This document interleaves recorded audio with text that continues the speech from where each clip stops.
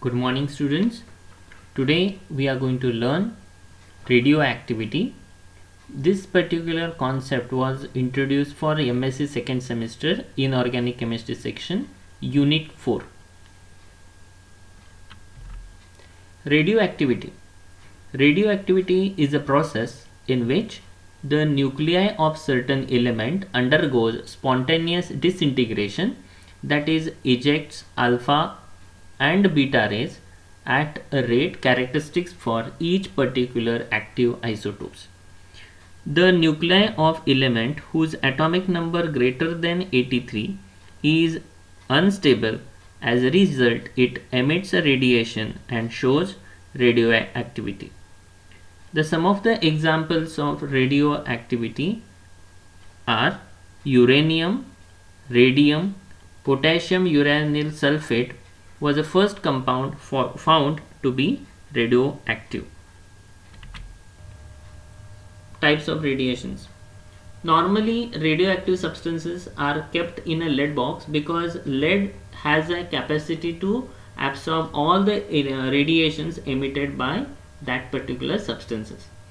So when the radiations emitted by radioactive material like radium is passed through electrically charged plates, it is observed that the radiations emitted by radioactive substance gets splitted into three different components. The radiations which is deviated towards negative electrode, that is the cathode, it's called alpha rays. Radiations which is deflected towards positive electrode, that is the anode, is called beta rays. And the radiations which is not at all deflected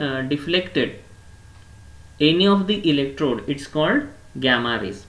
From this particular diagram, it is clearly shown that beta rays is deflected more compared to alpha rays, or it gives information that beta rays are made by a particle which are lighter compared to that of alpha particles.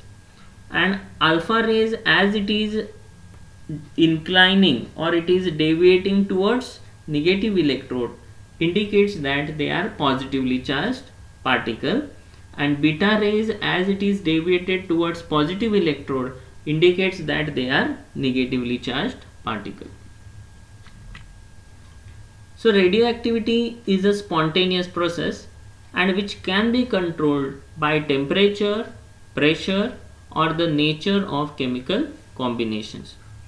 So these radioactive radiation composed of alpha, beta and gamma rays, out of which alpha and beta emission is a primary process, while gamma ray emission is a secondary process.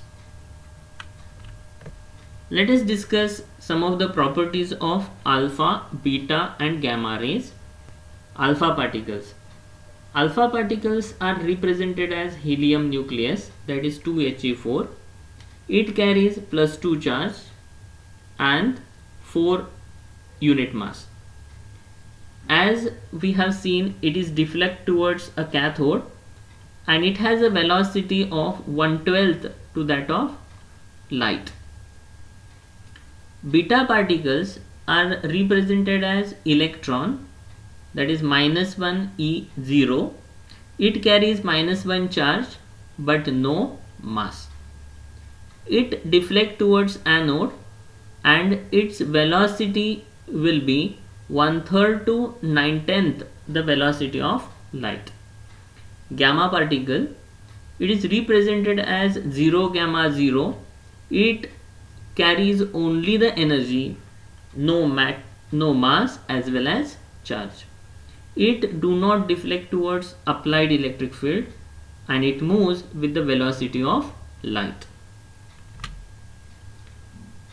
Another two important properties of these radiations are the number one, their ionizing power.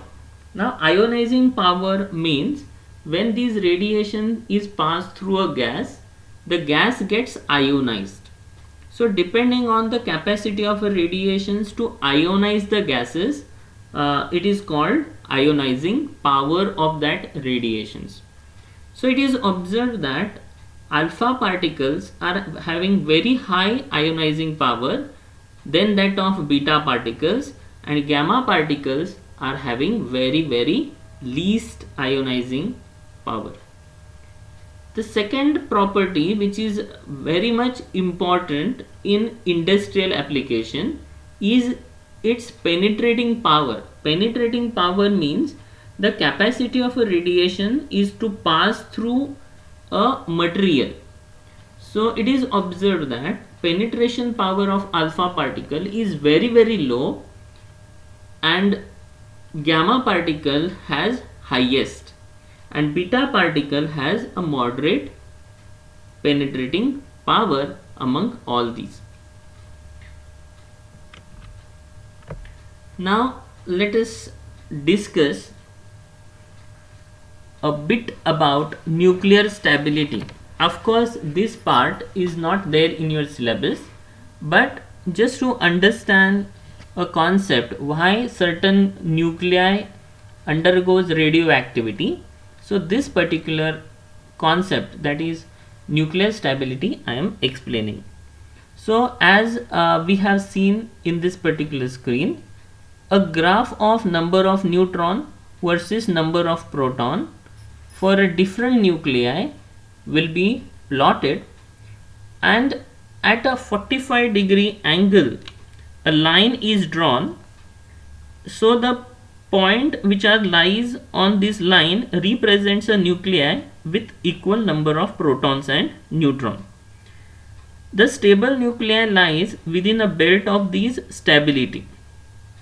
This belt rises above the line drawn, represents the nuclei having equal number of protons and nuclei. So from this graph we can observe that the nuclei with atomic number equal to 20 or less, their values or the lies very close to that unity line.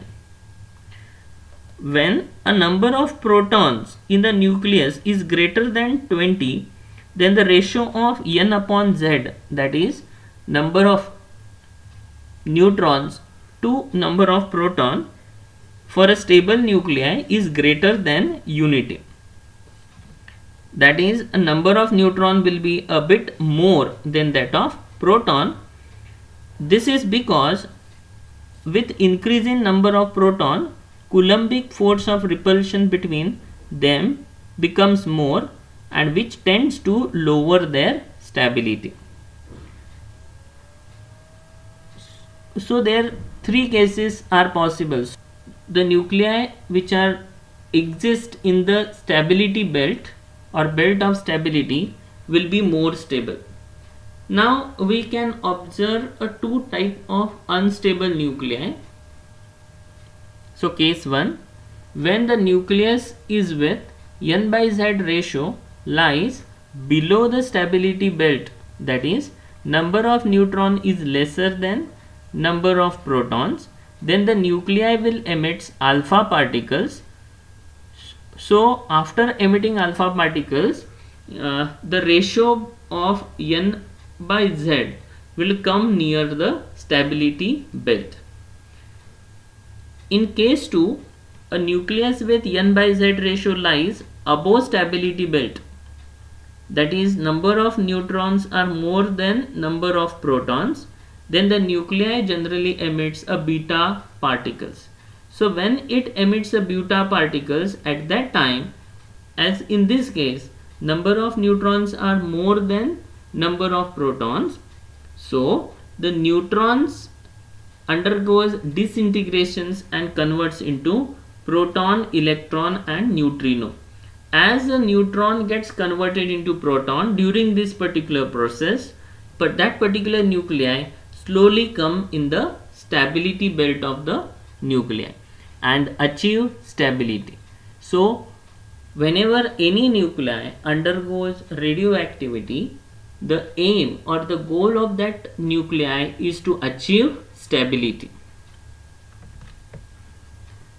1896, Henry Becquerel found, or he discovered, radioactivity, and Marie Curie, she has given a name, radioactivity, to this particular concept.